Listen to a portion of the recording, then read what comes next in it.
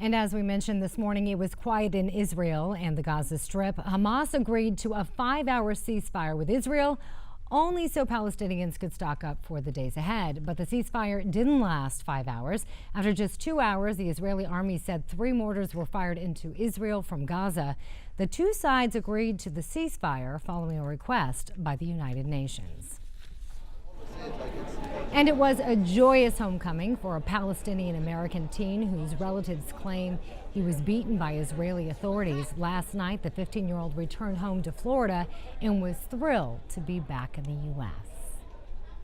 I'm only 15, but I will never think about freedom in the same way as I did 2 months ago.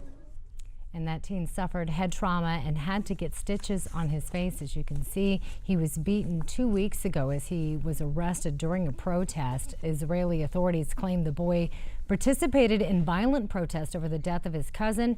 His family denies that, however. Palestinians believe the cousin was killed by Israeli extremists in revenge for the abduction and killings of 3 Israeli teens in the West Bank last month. Meanwhile, President Obama is slapping Russia with more economic sanctions after a failure to stop the uprising in the Ukraine. We're freezing the assets of several Russian defense companies, and we are blocking new financing of some of Russia's most important banks and energy companies. And European leaders have also ordered stepped-up economic sanctions against Russia.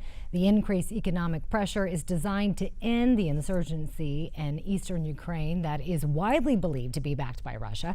Obama says he wants a diplomatic solution, but Russia has done nothing to stop the conflict.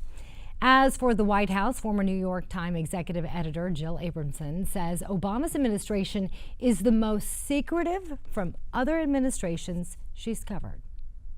The president's day is a public thing, and to only have the White House itself documenting what he does is not the way the country deserves to have the president covered.